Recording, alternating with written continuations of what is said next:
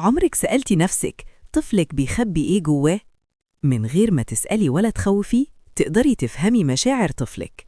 لو أنتِ الكلام ده ممكن يغير علاقتك بطفلك. كلمة بسيطة من طفلك ممكن تكشف عالم كامل جواه. طفلك مش محتاج أسئلة، محتاج حد يسمعه صح. إجابة واحدة من طفلك ممكن تطمنك أو تقلقك. في حكايات صغيرة بتكشف مشاعر كبيرة. هنا في قناة الملكة وأبنائها بنسمع الطفل قبل ما نحاسبه. اللي عندها أولاد، الكلام ده مهم أوي ليكي. علماء النفس اكتشفوا طرق بسيطة تخليكي تفهمي مشاعر طفلك من غير أسئلة تخوفه ولا ضغط عليه. خليكي معايا وجربيها. قصة العصفور. احكي لطفلك عن عصفور أب وعصفورة أم وعصفور صغير نايمين في عش فوق شجرة. جت ريح قوية، العش وقع.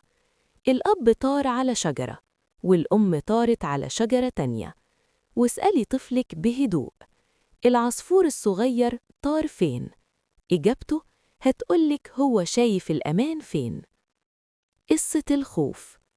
قوليله في طفل بيعيط قوي وبيقول أنا خايف.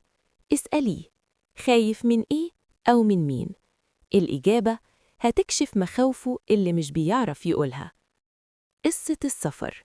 قوليله في شخص هيسافر بعيد قوي ومش هيرجع تاني. مين برأيك الشخص ده؟ خلي بالك من الإجابة لأنها مهمة قوي. قصة الخبر الجديد. طفل رجع من المدرسة، أمه قالت له تعال بسرعة، عندي ليك خبر جديد. اسأليه تفتكر الخبر إيه؟ هتعرفي إيه اللي بيتمناه وإيه اللي مقلقه. قصة الحلم المزعج. قوليله في طفل صحي من النوم متضايق وقال شاف حلم وحش. شاف إيه برأيك؟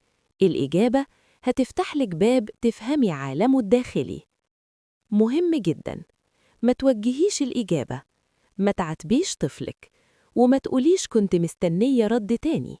إحنا بنفهم مش بنحاسب، لأن طفلك محتاج يسمعك مش يخاف منك. لو الكلام ده لمس قلبك ابقى واحد مننا. اشترك في قناة الملكة وأبنائها، مش عشان الرقم لكن عشان نرجع الإحساس إننا عيلة واحدة.